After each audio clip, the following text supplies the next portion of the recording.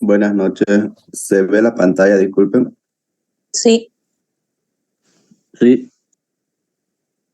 Ya, gracias.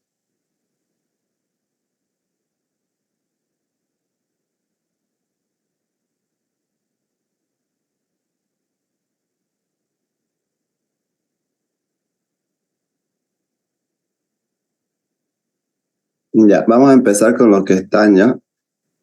Mañana nos toca ver lo que son infecciones del tracto respiratorio, las vías inferiores. ¿Ya? ¿Cuáles son las vías inferiores? Son las que van a partir de la tráquea, bronquios, bronquiolos, alveolos y pulmón, ¿no?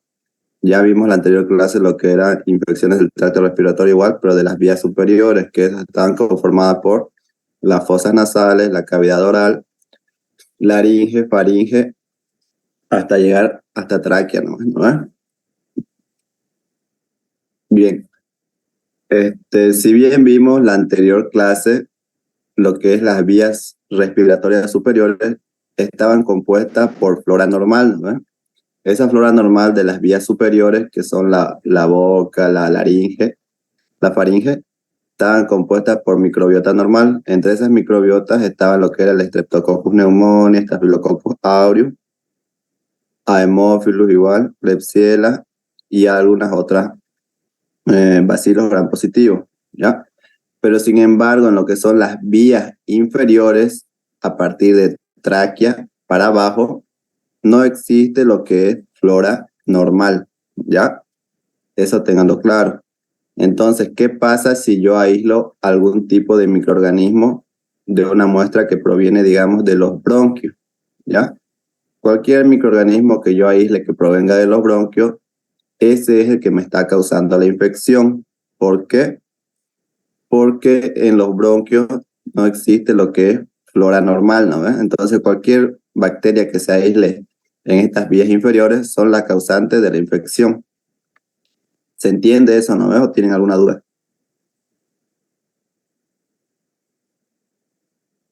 Bueno, entre los gérmenes patógenos más frecuentes que se aíslan en estas vías inferiores, tenemos los gram positivos, Streptococcus pneumoniae, el más importante productor de neumonía de la comunidad, productor de neumonía típica, y también tenemos lo que es el Staphylococcus aureus, ¿ya? En los gram positivos.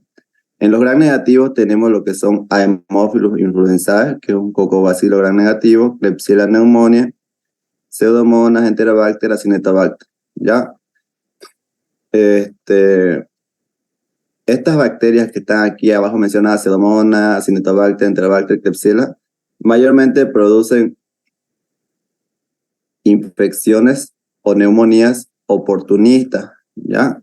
Mayormente en los pacientes que están hospitalizados en la terapia intensiva por un periodo largo de tiempo, o pacientes que tienen lo que son procedimientos invasivos, ¿no? En su cuerpo, como catéteres, lo que son respiradores mecánicos, todo eso, ¿ya? Estas bacterias les encantan lo que son esos aparatos y se adhieren ahí, y pues como se los introducen en el cuerpo, ahí aprovechan para producir lo que es una neumonía, ¿ya? Por eso son productores de infecciones intrahospitalarias.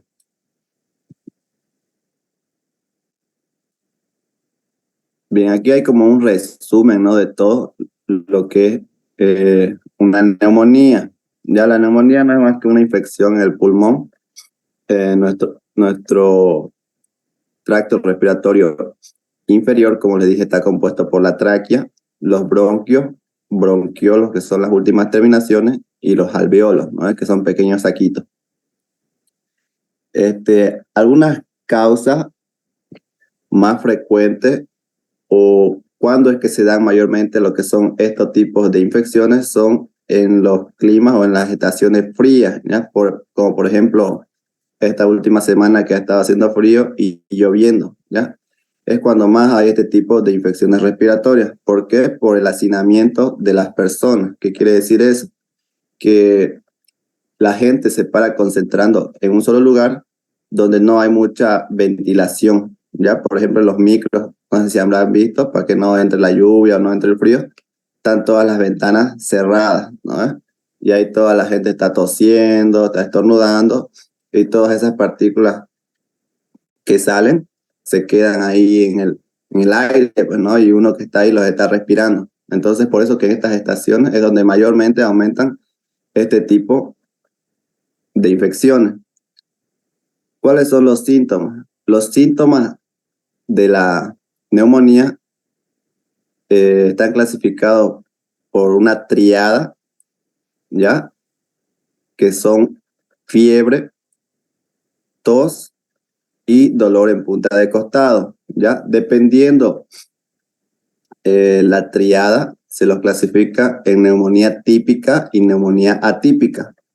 ¿Cuál es la triada de la neumonía típica? ¿Ya? Como les dije, una es fiebre, luego es tos con expectoración. ¿Qué quiere decir eso? Que el paciente tose y bota flema, ¿ya? Una flema amarillosa verdosa que es ya un signo de infección, ¿ya? Y el tercer síntoma es que siente un dolor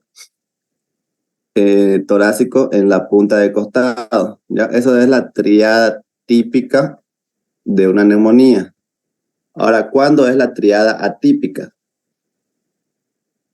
En sí son los mismos síntomas, solo que el paciente va a toser sin producir expectoración. O sea, tiene fiebre, tiene dolor en punta de costado, pero tiene tos seca. Esa es una triada atípica, ¿ya? La doctora mañana les va a explicar más a detalle. En cuanto al diagnóstico, lo que es una neumonía, pues se hace lo que es una exploración física, ¿ya? Se le escucha al paciente los pulmones, ¿no? Si es que hay sonidos o no, todo eso. Se le realizan los cultivos, hemogramas, etcétera, para llegar con el diagnóstico. En cuanto al tratamiento, si es producida por una infección bacteriana, pues se le administra lo que son antibióticos.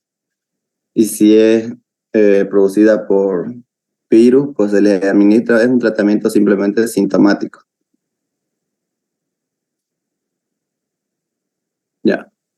En cuanto a las infecciones que se dan a nivel de los bronquios, se la conoce como bronquitis, ¿ya? A nivel de los bronquiolos se lo conoce como bronquiolitis, ¿ya? Bronquitis es una inflamación del tejido de los bronquios. La clínica, ¿cuál es? Tos, fiebre, producción de esputo y CRUC. Este CRUC quiere decir que el paciente tiene una tos perruna, hace una tos ronca.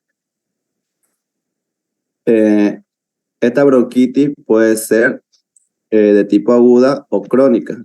La aguda mayormente está producida por Bordetella pertussis, Haemophilus influenza y Mycoplasma pneumoniae, ¿ya? Que son infecciones que duran entre 1 a 3 meses, ¿ya? En cuanto a la crónica, puede durar más de 3 meses y está producida por Haemophilus influenza, Moraxella catarrhalis y el Streptococcus pneumoniae. La bronquiolitis es una inflamación y acumulación de moco en las vías aéreas de los bronquiolos, ¿ya?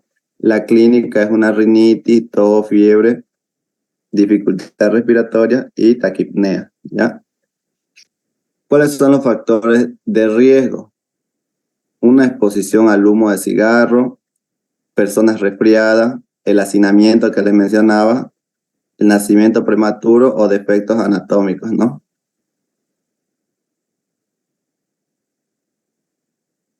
Luego también están lo que son los empiema y abscesos, ¿ya?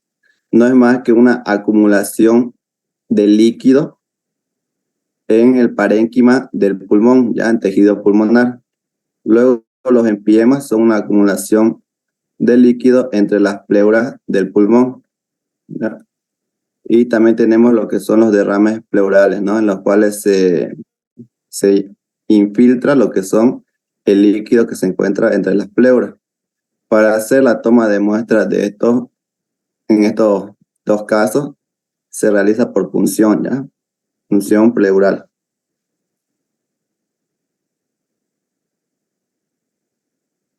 En cuanto a la toma de muestras, tenemos los procedimientos invasivos y los no invasivos. En los invasivos tenemos lo que son por fibrobroncoscopía, que consiste en un lavado bronquial, cepillado bronquial. Los objetivos de toma de muestra es tener una muestra representativa, ¿Ya por qué quiere decir representativa? Porque es una muestra que se va a obtener desde los pulmones, ¿no? Que si yo la saco esa muestra desde el foco de infección, pues sí o sí voy a tener que aislar al microorganismo que está ahí sin riesgo de contaminación con la flora superior. Los que son con no fibrobroncoscópica están las técnicas de aspirado bronquial, los mini lavados, las biopsias y las punciones, ¿no? En cuanto a los no invasivos, tenemos lo que son los frotis del tracto respiratorio superior, el más conocido de todos, el esputo, broncoaspirado, hemocultivos, orina y los sueros. Ya. En cuanto a la sensibilidad y especificidad, el esputo tiene baja sensibilidad y especificidad. ¿Por qué? Porque este esputo, que es una muestra que el paciente él mismo la obtiene, no es algo invasivo, la obtiene al expectorar. Entonces esta muestra que viene desde los pulmones va a ir subiendo por los bronquios, por la tráquea, por la laringe y se va a ir contaminando con lo que es la flora superior, ¿no? Entonces por eso que tiene baja sensibilidad y especificidad, porque son muestras muy tediosas. Siempre nos crecen un montón de microorganismos y es difícil saber cuál es el que está realmente ocasionando la infección, ¿ya? Los hemocultivos igual tienen baja sensibilidad y alta especificidad. El líquido pleural en caso de derrame pleural tiene baja sensibilidad y alta especificidad. ¿Qué quiere decir esto, baja sensibilidad? Que se requiere una gran cantidad de muestras, ¿ya? Pero esta muestra es bien específica para aislar el microorganismo. Luego, en cuanto a la orina y los sueros, se utilizan para determinar lo que son antígenos, ¿ya? Esta es una pregunta de examen, ¿ya? En la orina se utiliza para determinación de antígenos de Streptococcus pneumoniae y Legionella pneumófila, ¿ya? Bueno, aquí está lo que es el lavado bronquial, que consiste, este es el broncoscopio, ¿ya? Este es el colector donde va a ir la muestra, y aquí está la jeringa con suero que se administra por aquí, por un taponcito, y esta va a entrar hasta aquí, hasta los alvéolos. Ese suero va a ser como un lavado de esos bronquios, ¿ya? O sea, si hay moco ahí, se va a unir con este suero, y luego ese mismo suero se va a aspirar y va a venir aquí al colector, ¿ya? Luego tenemos lo que es el cepillado bronquial, que igual se utiliza un broncoscopio. Si ven ahí, ahí está el tubito, y dentro de este tubito hay un cepillo, ¿ya?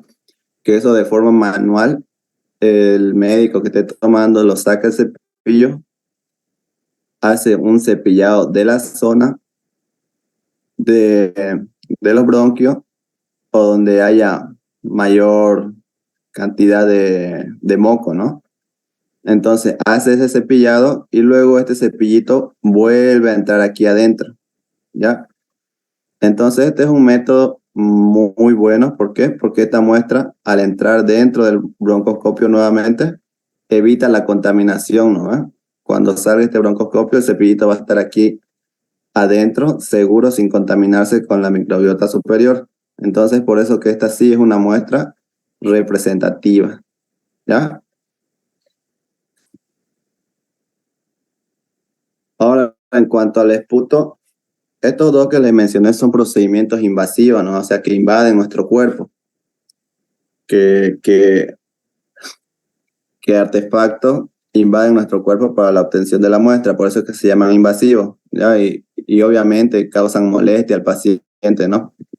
En cambio, una muestra de fácil recolección que no requiere tanto procedimiento, ni tampoco va a causarle malestar al paciente, es la obtención de esputo, ya que es la muestra que mayormente se ocupa para el diagnóstico de infecciones del tracto respiratorio.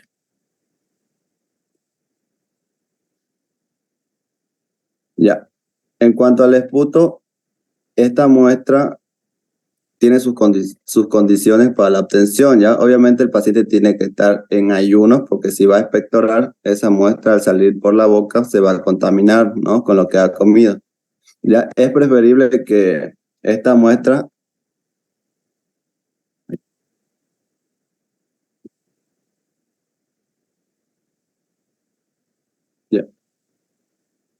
Ya como les decía, el paciente tiene que estar en ayuno y es preferible que la toma de muestras se realice a las primeras horas de la mañana. ¿Por qué? Porque mientras uno duerme, se va acumulando lo que es el esputo, esa flema durante toda la noche, ¿ya?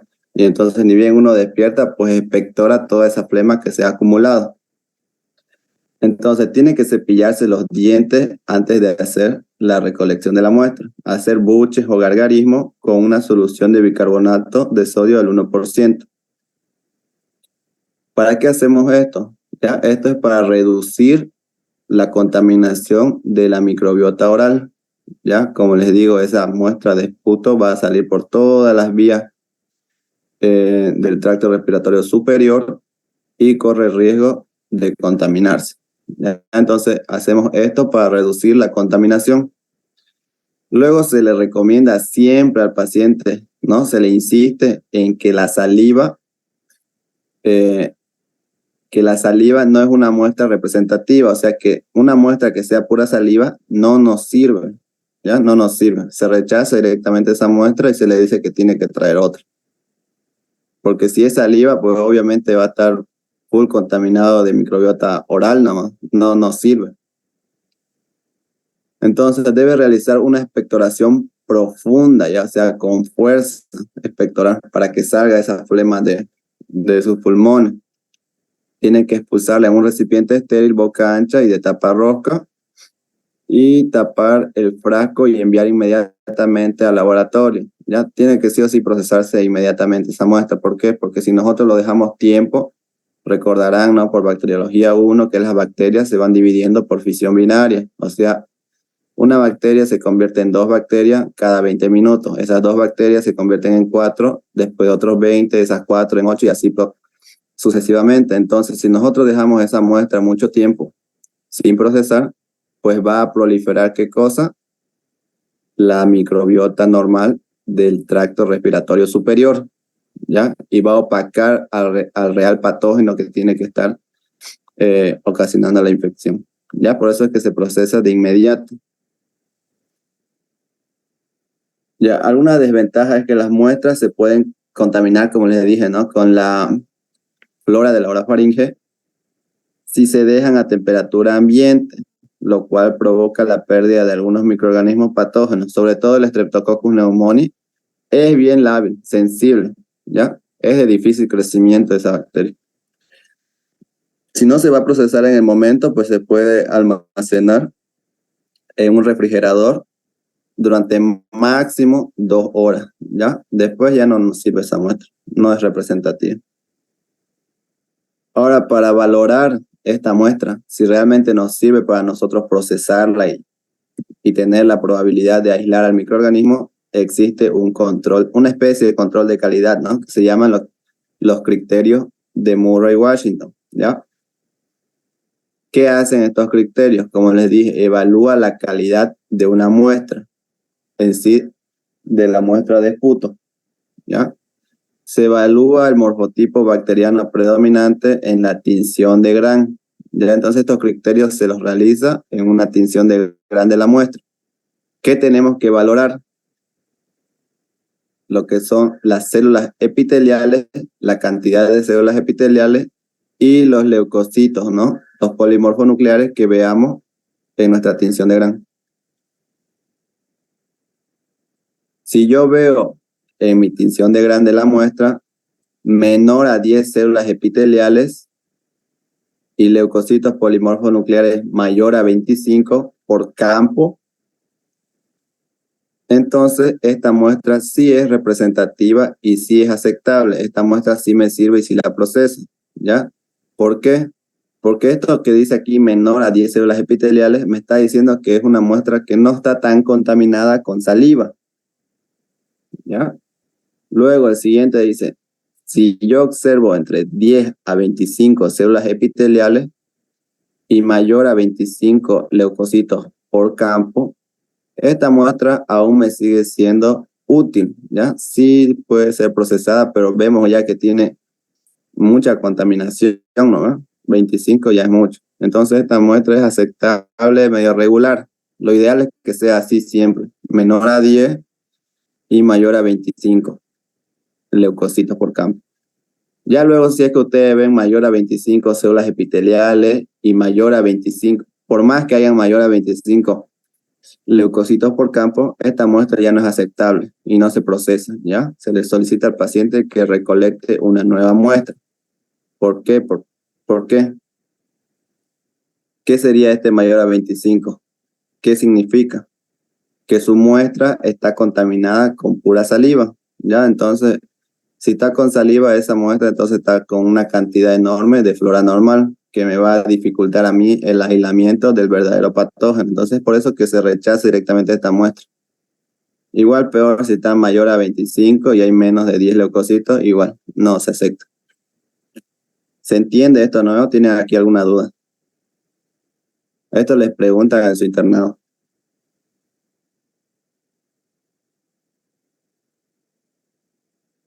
¿Se entiende?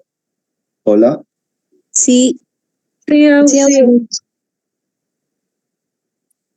Ya. Creo que igual tienen preguntas de esto en su guía. Bueno, aquí seguimos con los otros tipos de toma de muestra que existen, ¿no? Existe lo que es el esputo inducido, o sea, este se ocupa para las personas que se les dificulta expectorar, ¿ya? Mayormente también es cuando, no sé si a alguna de ustedes les ha pasado o a sus familiares, que están a veces con una tos productiva, pero que esa flema es bien pegajosa, ¿no? Les cuesta expectorarla. Entonces, en esos casos también se hace este procedimiento. Lo que se hace es administrarle en vapor cloruro de sodio al 15% con glicerol. ¿Ya? ¿Esto qué va a hacer? Va a entrar por todo el tracto respiratorio hasta llegar a los pulmones y va a hacer que esos mocos que tengan ahí, esa flema, se derritan, se haga líquida. ¿Ya? Y la desventaja así de este procedimiento es que los esputos, como se van a obtener de forma acuosa, corren mayor riesgo de contaminarse, ¿no? Con la flora de la orofaringe. Entonces, esas son desventajas que existen. Los aspirados gástricos, pues se mete un endoscopio hasta la zona del estómago y se recolecta de ahí una porción del jugo gástrico. ¿En qué tipo de pacientes se hace esto? En aquellos que no puedan expectorar, ya sea de forma inconsciente, ¿no? Porque hay pacientes que están enfermos con tos, pero están, o sea, en coma, ¿no? No son conscientes, o en pacientes que están con respiradores automáticos, en este tipo de pacientes. ¿Por qué? Porque estos pacientes pues no expectoran, ¿no? Lo que hacen es simplemente tragarse lo que es esa flema. ¿Cuál es otro tipo de paciente que no expectora y que se traga la flema?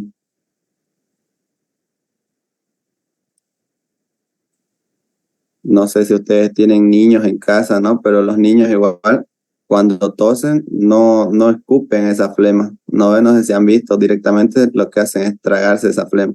Ya en esos casos igual se realiza lo que es un aspirado gástrico. Eso mayormente sí es para hacer la búsqueda de bacilos ácido alcohol resistentes. ¿Cuáles son esos? ¿Qué bacteria es un bacilo ácido alcohol resistente que produce neumonía? Bacilo de Koch. ¿Cuál?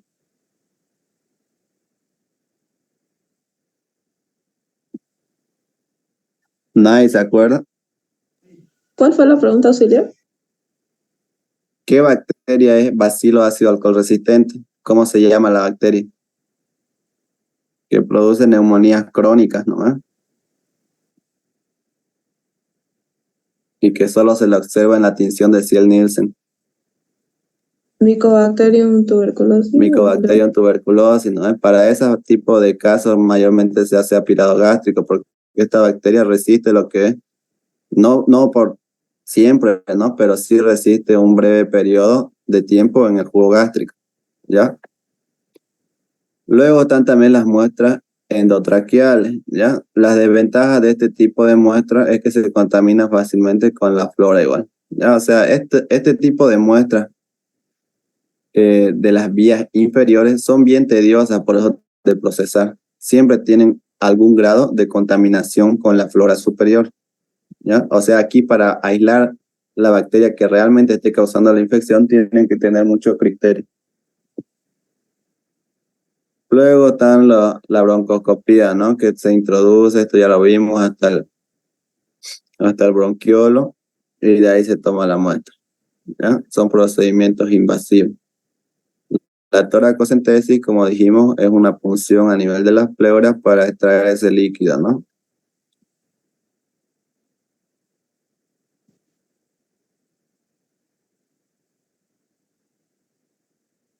Ya estos son tipos de muestras de acuerdo al cuadro clínico, bronquitis y bronquiolitis. Las muestras son mayormente tomadas de la nasofaringe o faringeo. Neumonías mayormente se ocupa lo que es el esputo, ¿no?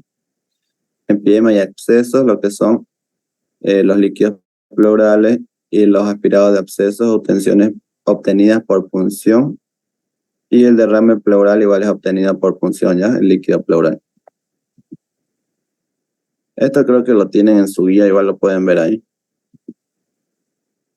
Y ahora en cuanto al procedimiento, lo que ustedes van a hacer mañana.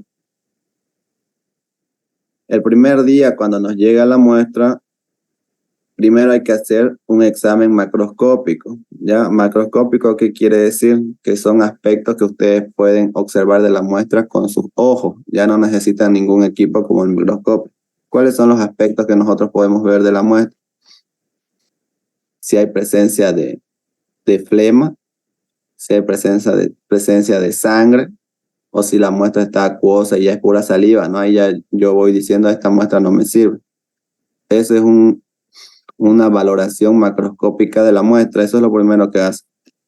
Luego se le realiza a esa muestra de esputo una tinción de Gram y una tinción de Ziel-Nielsen.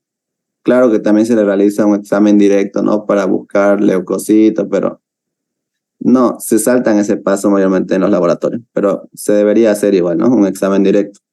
Si es que llegan a hacer examen directo mañana, ya saben, ¿no? Es sobre un portaobjeto, dejo caer una gotita del Solfis al medio y con mi asa o un palito de madera tomo lo que es la muestra de la zona de la flema, tengo que tomar, ¿ya?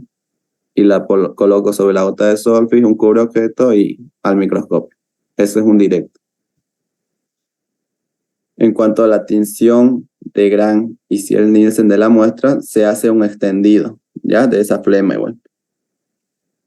Mañana solo vamos a hacer sí tinción de Gram, ¿ya? No vamos a hacer tinción de Ziel-Nielsen. Luego, en cuanto a la siembra de esa muestra de esputo, que si es que ustedes llevan, si tienen un familiar enfermo, pueden llevar y lo procesan esa muestra. Pero si no, yo igual les voy a dar mañana. De esa muestra ustedes tienen que sembrar en los 3 medios convencionales, como todas las prácticas, digamos, de rutina, ¿no? Se siembra en agar sangre, agar chocolate y agar maconque. También se les siembra en los hospitales en agar saburó para buscar hongos que producen micosis profunda, ¿no? Como los aspergillus fumigatus, aspergillus niger, coccidioides, criptococcus, todo eso, ¿ya? Entonces el agar sangre, el agar chocolate se lleva a microaerofilia y el maconque se pone así nomás, ¿ya? En cuanto a la siembra, ya saben, tiene que ser por agotamiento y en estrías, ¿no? Todas las clases les he estado explicando eso.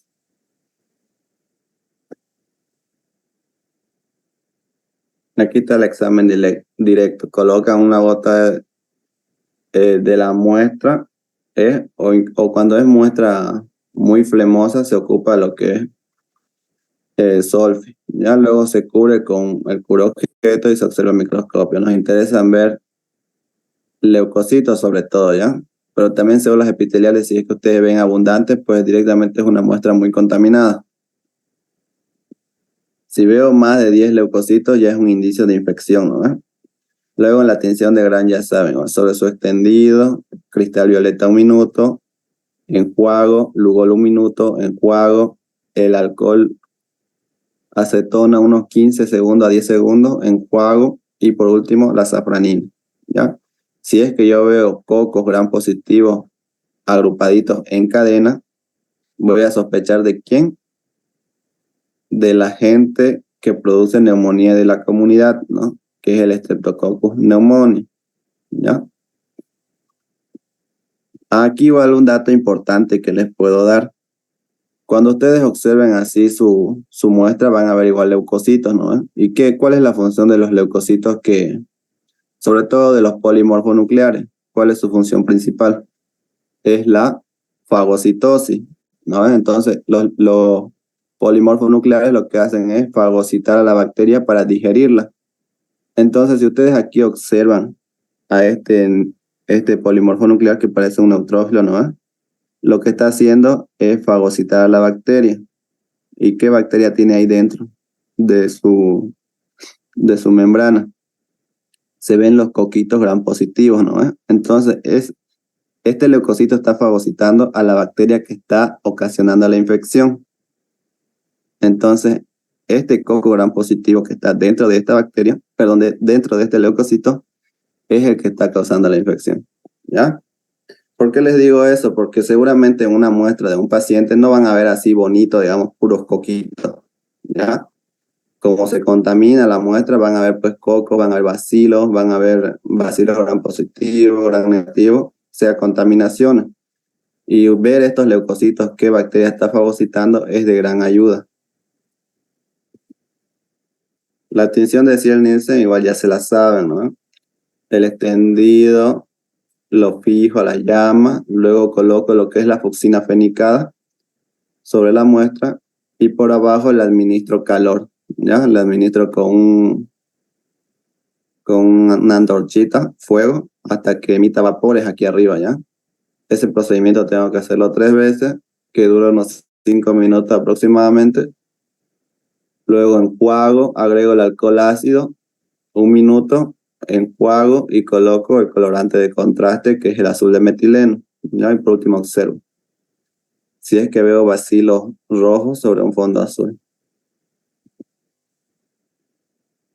Luego el segundo día, a las 24 horas, como hacemos en el laboratorio, yo les voy a pasar un cultivo con unas colonias ya crecidas, ¿no?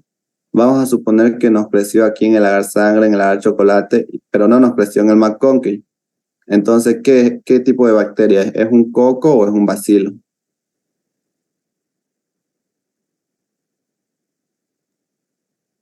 Hola, ¿se escucha? Un bacilo. Es un coco, ¿no? Porque no me creció en el McConkey. Ya, entonces es un coco. Entonces, yo le hago una tinción de gran a esto, les recomiendo que lo hagan ni bien lleguen al laboratorio, no me deben auxiliar, puedo hacer mi tinción por si no tienen su colonia y le vayan haciendo, porque muchos están tardando en sus tinciones. Ya, entonces le hacen una tinción de primero, lo correcto es observar la tinción y ver qué morfología tiene. Vamos a suponer que son cocos gram positivos, ¿ya? Entonces, si es un coco gram positivo, ¿qué pruebas tengo que hacer yo para diferenciar al estáfilo del estrepto? Catalasa, ¿no? Le realizo una catalasa. ¿Cómo se hace la catalasa? Tomo una colonia del medio de cultivo y sobre un portaobjeto coloco una gota de peróxido de hidrógeno y ahí coloco mi colonia. Si yo veo que hay un burbujeo, significa que es catalasa positivo. Y si no hay burbujeo, pues es catalasa negativo. Se trataría del género Streptococcus. Ahora, cuando hicimos la catalasa con el Streptococcus pyogenes, a algunos les habrá dado un positivo débil, ¿no? Habrá burbujeado tal vez un poquitito. Ya creo que a algunos grupos nomás les aclaré que esta prueba no se realiza tomando colonias del agar sangre, se toma de un agar chocolate. ¿Por qué? Porque cuando tomamos del agar sangre, que tiene sangre, ¿no? Y en la sangre están los eritrocitos. Entonces a veces arrastramos bacterias, pero también alzamos eritrocitos.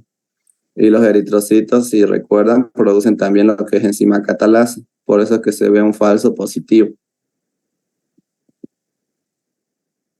Luego otra prueba para diferenciar a los Streptococcus es ver la hemólisis. Según la clasificación de Brown, ¿no? Están los beta, alfa y gamma hemolíticos. Entonces yo me fijo en la hemólisis. ¿Qué tipo de hemólisis es esta?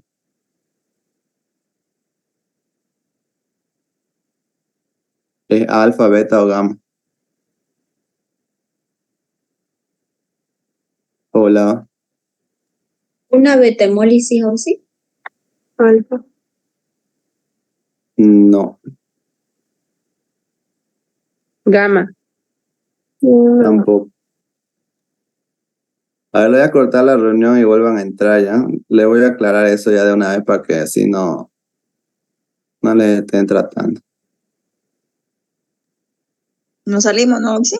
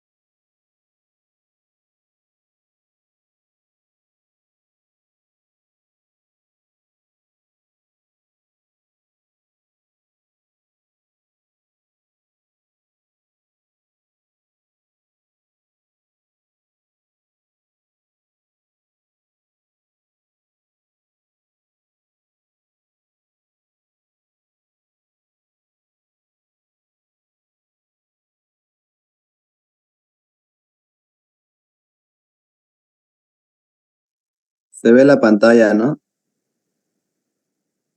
Sí. Hola, ¿se escucha? Sí, Oxy.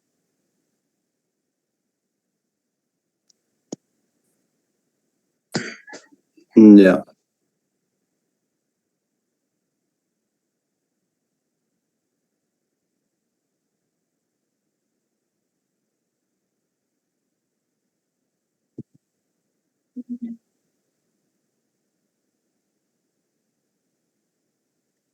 Ya, lo que es el género Streptococcus son bacterias de difícil crecimiento. Ya requieren condiciones ambientales como la microaerofilia, además de otros nutrientes que se le adhieren a su medio de cultivo. ¿Ya? Pero si no se le administra estos requerimientos que tiene la bacteria, no crecen o se desarrollan de forma muy lenta. Por eso es que las colonias a las 24 horas se ven muy chiquitas.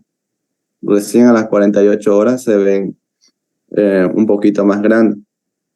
Ahora, ¿cómo se las identifica? Existen tres formas.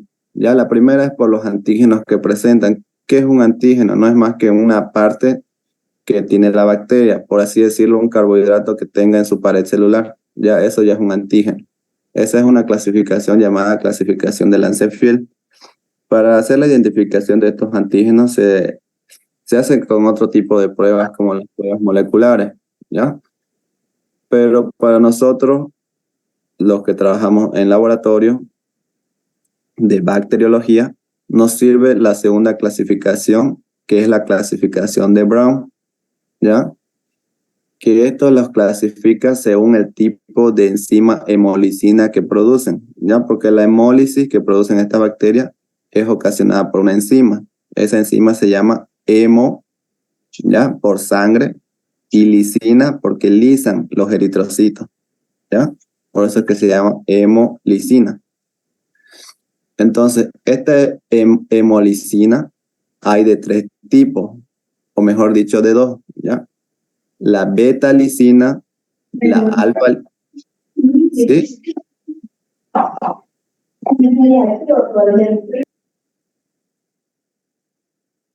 Les encargo sus micrófonos, por favor. Ya. Como les decía, existen lo que son la beta-lisina, la alfa-lisina y la gamma-lisina, que no produce hemólisis, ¿ya? Entonces, en eso se basó Brown para clasificar esta bacteria.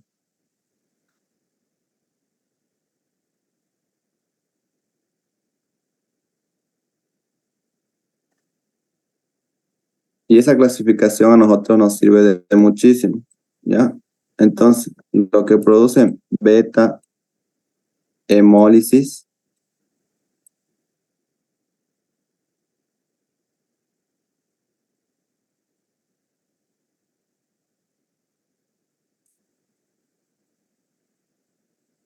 los que producen beta hemólisis, que significa destrucción total de los eritrocitos, o sea que los rompen completamente a los eritrocitos, ¿ya? Los deshacen. Luego están los alfa hemolíticos, ahí se lo sobreentiendo. Y luego están los gamma hemolíticos, ¿ya? Los beta hemolíticos entonces producen destrucción total de los eritrocitos. Los alfa hemolíticos producen una destrucción parcial, ya no los lisan por completo. Y los gamma hemolíticos o no hemolíticos no producen ningún tipo de hemólisis, ¿ya? O sea, eso es básicamente. Entonces, esta destrucción total, ¿cómo se van a dar cuenta ustedes? Porque las colonias se ven con un halo claro a su alrededor, ¿ya? En cuanto a los estreptococos, los beta hemolíticos, tenemos dos especies principales, ¿no? Streptococcus pyogenes y ¿cuál más? Streptococcus agalactiae. Entre los alfa hemolíticos, que son estos de acá, que producen una hemólisis parcial con un halo verdoso, está el Streptococcus pneumoniae y Streptococcus del grupo Viridae, ¿ya? Y los gamma hemolíticos, pues están los enterococos. Los enterococos, ¿ya?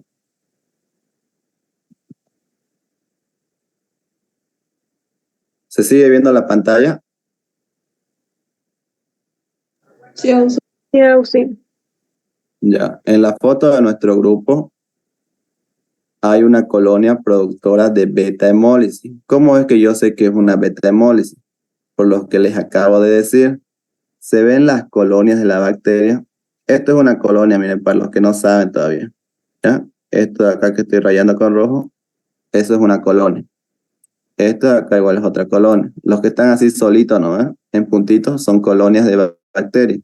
Que a partir de una sola bacteria que estaba ahí, se fue dividiendo hasta formar su propia colonia. Luego estos que están así ya agrupados son ya un conjunto de colonias. A nosotros lo que nos interesan al momento de hacer nuestra identificación es trabajar con este tipo de colonias aisladas, ¿ya? Igual lo mismo para hacer el antibiograma, colonias aisladas. Bueno, en lo que seguíamos, ¿cómo es que yo sé que es una beta hemólisis? Porque miren, si se dan cuenta, alrededor de las colonias se ve esto, ¿ya? Eso es un halo, ¿ya? Un halo transparente, ¿no? Se ve aquí. Eso transparente quiere decir que me ha alisado totalmente los eritrocitos. Esto que está aquí rojo, esos son eritrocitos. Por eso es que está rojo el agar, ¿ya? Pero aquí miren donde está transparente, la bacteria los ha alisado completamente a los eritrocitos. Entonces así se ve una beta hemólisis. Ustedes esto si lo ven a contraluz pueden ver a través de esto, ¿ya? Se puede ver a través de esto. Esto es una beta hemólisis, entonces, ya por si les vuelve a preguntar la doctora, ¿cómo se ve una beta hemólisis? Se ve un halo claro alrededor de los eritrocitos. ¿Y qué es una beta hemólisis? Es una destrucción total de los eritrocitos. ¿Ya? ¿Y cómo se ve una alfa hemólisis? Se ve así como está aquí en esta imagen. ¿Ya? Son colonias. Aquí miren, se ven colonias pequeñitas. Aquí igual hay más. Que tienen un halo así como este, verdoso. Ya, o sea, facilito de ver las hemólisis.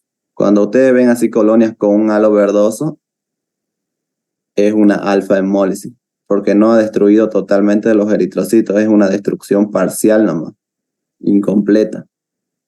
¿Se entiende ahí o tienen alguna duda?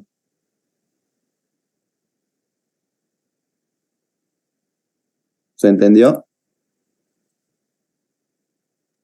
Sí, se entendió. Sí. Sí. Ya, entonces aquí qué hemólisis estoy viendo. Alfa hemólisis. Una alfa hemólisis, ¿no? ¿Y qué Streptococcus producen alfa hemólisis? Ya les dije ahorita, ¿no? El viridans y el Viridans y el Pneumoniae, ¿no? ese. Entonces, ¿cómo hago yo para diferenciar estas dos especies? ¿Cómo sé que este de aquí es el Pneumoniae o es el Viridans? O sea, no puedo yo adivinar eso, ¿no? Entonces, para hacer esa diferenciación, existe una prueba, no sé si se acuerdan, que es la prueba de la optoquina, ¿ya? Esta prueba consiste simplemente en hacer una siembra de la colonia sospechosa de Streptococcus pneumoniae en un agar sangre. Toman una colonia y la siembran de forma masiva. Ya les he explicado muchas veces cómo es la siembra masiva.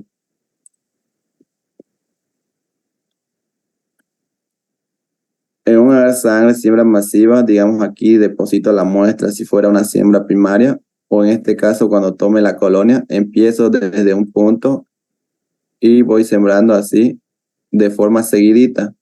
¿Ya? No tiene que quedarme ningún espacio. Por ejemplo, esto blanco de aquí no tiene que quedarme. Todo tiene que estar bien sembrado. Pero al momento de sembrar, ustedes no pueden hacer eso, lo que yo acabo de hacer, digamos, de ir sembrando hasta aquí, digamos, y luego volverse para atrás y ir sembrando hacia arriba. No. Tienen que empezar por eso bien. Depositan ahí y empiezan a hacer de forma seguidita. Ya, eso es una siembra masiva. Que no quede espacio.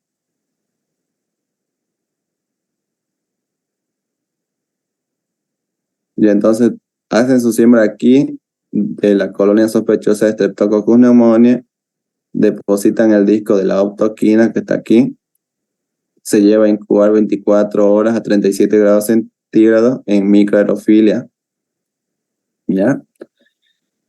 Y lo que tienen que observar es lo siguiente.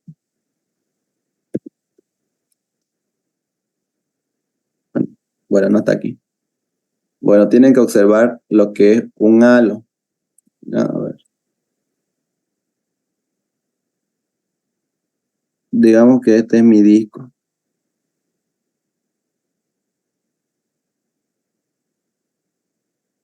¿Ya? Ustedes han sembrado de forma masiva y seguramente van a ver ahí crecimiento de bacterias alrededor de ese halo.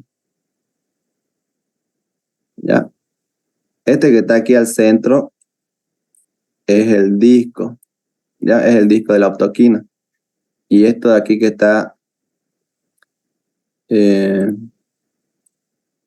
este halo que se ve aquí, es el halo de inhibición del disco. ¿Qué quiere decir? Que la bacteria no ha querido crecer cerca del disco. ¿Por qué? Porque este lo que está haciendo es eliminarla. ¿Ya? Entonces eso quiere decir que esta bacteria es sensible. ¿Ya? Pero yo no puedo decir que es directamente sensible así con ver el halo nomás. ¿Ya? Aunque claro, si veo un halo bien grandote, ahí recién ya es sensible.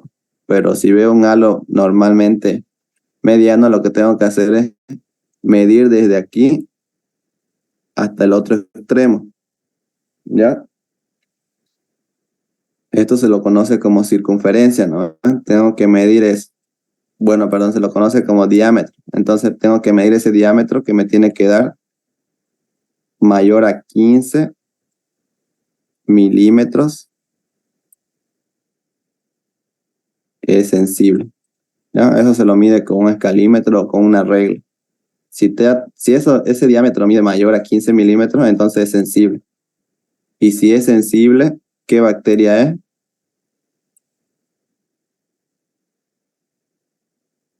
Si me da sensible la aptoquina, ¿qué bacteria es?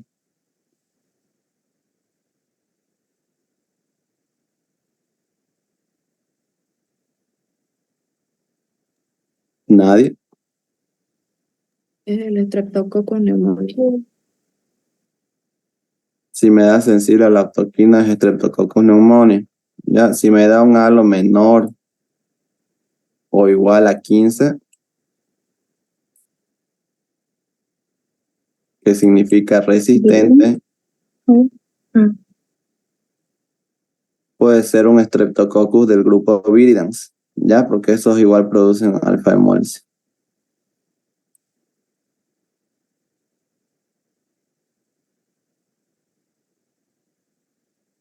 Les aconsejo que vayan leyendo su guía de Bacterio 1. Después les va a costar. Ya luego el antibiograma con el AS, no, bueno, no es con ASA, no es con hisopo. Toman 1, 2 o 3 colonias. Ya les dije que eso varía según el tamaño de la colonia, ¿no? Y en un tubo con Solfit que contiene 1.5 ml de Solfit se los disuelve, se hace esa colonia, ¿ya? Para que luego lo homogenicemos con el Vortex. ¿Ya? Luego, ese inóculo que hemos hecho, en el cual hemos deshecho las colonias, tenemos que llevar a medirlo en el StatFax. Esto es un espectrofotómetro, ¿ya? Aquí simplemente te mide lo que es la absorbancia. En cambio, en el StatFax te mide lo que es la absorbancia y la concentración del inóculo. Entonces, esa concentración que nosotros midamos nos tiene que dar entre 0.08 a 0.1. ¿Ya? Eso equivale a 1.5 a la 10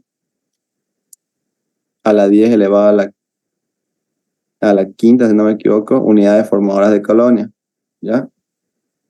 Lo cual es un estándar para realizar lo que es el antibiograma. No hacerlo ni muy concentrado de bacteria, ni muy diluido. Luego esto tienen que homogenizar, con un nuevo hisopo, homogenizar en el inóculo que han hecho y siembran de forma masiva en un agar sangre, ¿ya? Porque lo que son los Streptococcus no se realiza en el agar Mueller-Hinton, que es ese agar transparente, ¿no? Se le realiza en un agar Mueller-Hinton que está enriquecido con sangre, por eso es que se ve de color rojo. Se siembra entonces masivamente en este mueller con sangre y luego colocamos nuestros discos antibióticos como la clindamicina, oxacilina, eritromicina, acitromicina y penicilina.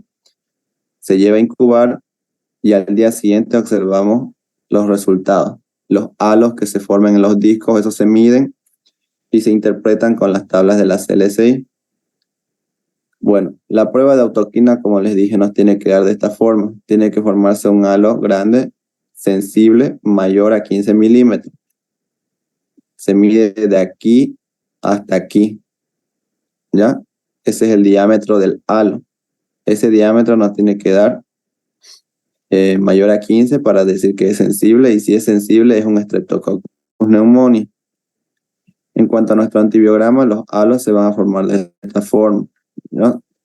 Digamos que aquí tenemos una citromicina, medimos el halo de aquí a aquí, se revisa la tabla de la CLSI, el tamaño de ese diámetro que nos sale, ¿no? Para Streptococcus pneumoniae, y si nos dice que es sensible, pues se coloca sensible, ¿ya? En cuanto al análisis bacteriológico, son así los informes que les da la doctora para llenar en su examen. En la muestra se coloca la muestra, que es esputo, examen solicitado, cultivo de esputo, o a veces secreción bronquial igual ponen, ¿ya? Cultivo de secreción bronquial. Examen directo, leucocitos, ponen gran cantidad, ¿no? De 40 a 45, de 50 a 60, 60 a 65, así como gusten ustedes. Eritrocitos de 2 a 3 y células epiteliales, lo ideal es que sean escasos. Tinción de gran diplococos gram positivos es lo que he observado, ¿no? Tinción de Ziel-Nielsen, no se observan bacilos ácido alcohol resistentes. Cultivo bacteriológico, germen aislado, Streptococcus pneumoniae, y nuestro antibiograma informamos según lo que nos dé. En este caso, oxacilina sensible, cloranfenicol sensible, eritromicina sensible y acitromicina resistente.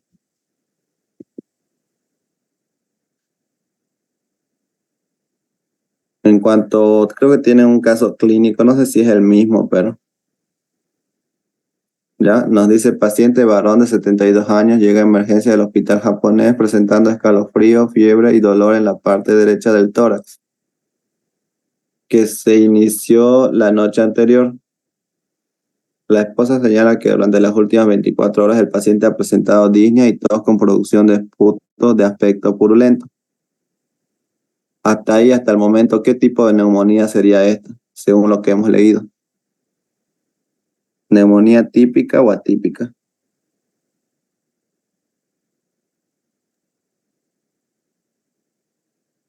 La típica. Típica. Está bien, típica, es típica, pero ¿por qué? Porque produce esputo purulento y amarillento. Sí, está bien, ¿ya? Es neumonía típica, porque miren, tiene las triadas, los 3 síntomas característicos de una neumonía típica, que es primero, fiebre, luego aquí dolor en la parte derecha del tórax, ya que se lo conoce como dolor en punta de costado, y por aquí tiene tos con producción de esputo, o sea, una tos productiva, ¿ya? Eso es característico de una neumonía típica.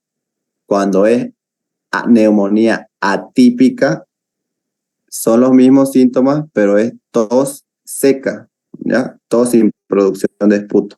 Eso que les quede claro. Ahora, ¿cuáles son las bacterias que producen neumonía típica? Está Streptococcus pneumoniae, principalmente Staphylococcus aureus y Haemophilus influenzae. Y neumonía atípica, que es la tos seca, está producida principalmente por Clamidia pneumoniae, ¿ya? Clamidia pneumoniae, y mayormente, sobre todo, por los virus. Ya todos los virus producen tos seca. Bueno, continuemos. Dice, el paciente es diabético y fuma 2 paquetes de cigarrillos al día. O sea, tiene todos los factores de patogenicidad, ¿no? Con fiebre 39 grados, presenta mal aspecto general, la auscultación demuestra sonidos respiratorios bronquiales, hemograma de 22.500 leucocitos, 65% de estos 22.500 son polimorfonucleares y 25 son encallados. En la radiografía se observa condensación del lóbulo pulmonar superior derecho, se solicita cultivo de esputo y el paciente es hospitalizado. Se inicia tratamiento empírico con penicilina, ¿ya? Luego nos dice que después de 48 horas el resultado del cultivo bacteriológico de esputo es el siguiente. Examen directo de 30 a 35 leucocitos por campo microscópico. Eso ya nos está diciendo que es una infección, ¿no? Una infección. Células epiteliales escasas, que es una muestra representativa, y eritrocitos de 1 a 2 por campo. En la tinción de Gram se observa abundantes diplococos gram positivos lanceolados. Esto es una descripción súper clara que se les da al neumococo, ¿ya? Al Streptococcus pneumoniae. Así se lo interpreta su morfología, ¿ya? El Streptococcus pneumoniae se agrupa en pares, por eso se pone diplococo, ¿ya? Gran positivo porque se tiñe de violeta y lanceolado porque los extremos de este coquito no son bien circulares, ¿ya? Sino que tienen como una especie de punta, ¿ya? Por eso se conoce lanceolado. Entonces, el primer día en la muestra se realizó cultivo en alzanga, chocolate y maconque, examen directo, ahí está. Se pueden ver ahí los leucocitos, ¿no ven? De 30 a 40. Tinción de Gram está aquí, miren. De esta forma se ven los diplococos. Están en pares, son violetas, pues son Gram positivos. Y lanceolados quiere decir por esto, miren. No se ven bien circulares, ¿no ven? O ustedes lo ven bien redonditos. No ven, se ven medio puntiagudos, un poquito alargados de los extremos. Por eso es que se dice diplococo Gram positivo lanceolado, ¿ya? Y en la tinción de Ziel-Nielsen, pues no se observan barras. Al tercer día, la octoquina le dio sensible, ¿ya? Entonces, ¿qué quiere decir? Que era un Streptococcus pneumoniae, ¿ya? Y su antibiograma.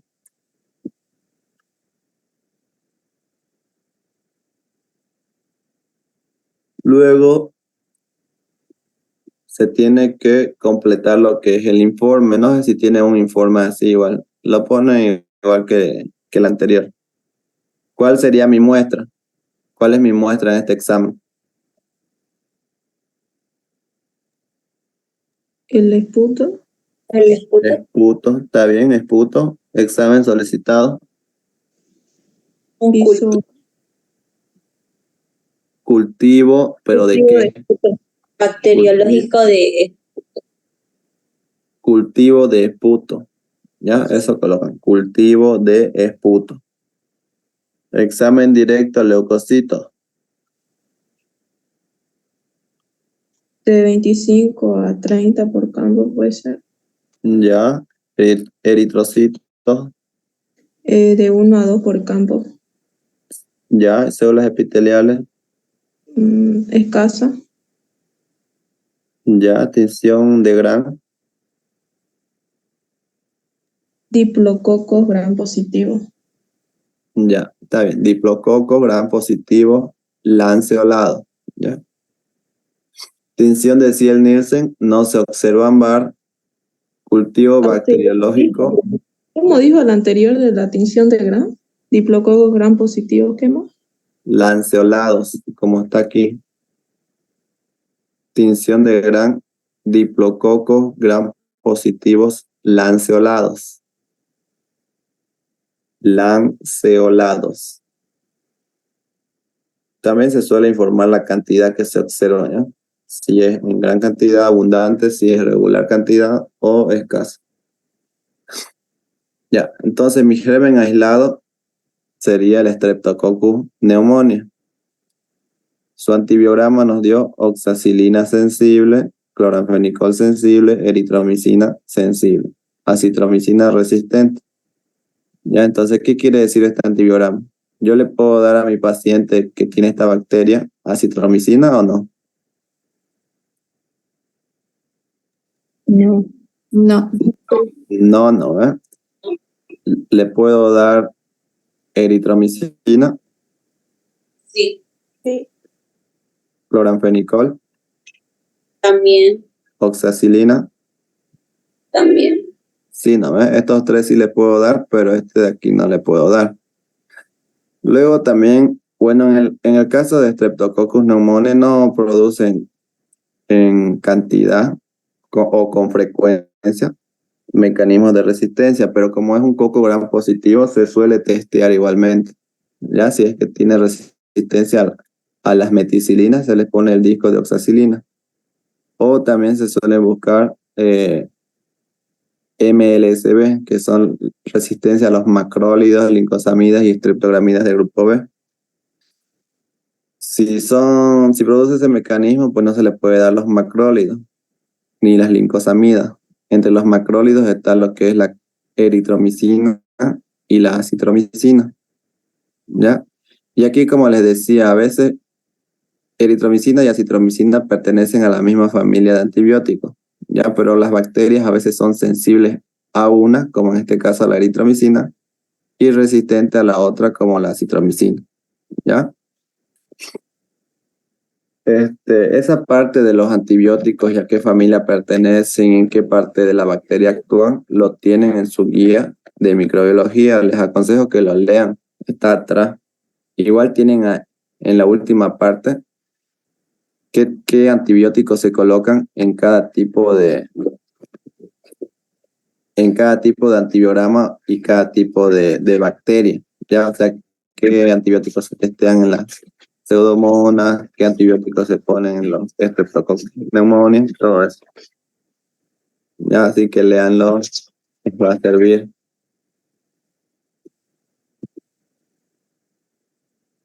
Bueno, eso sería no toda la explicación de hoy día. Ya mañana así más directamente llegamos a trabajar y terminamos rápido, ¿ya?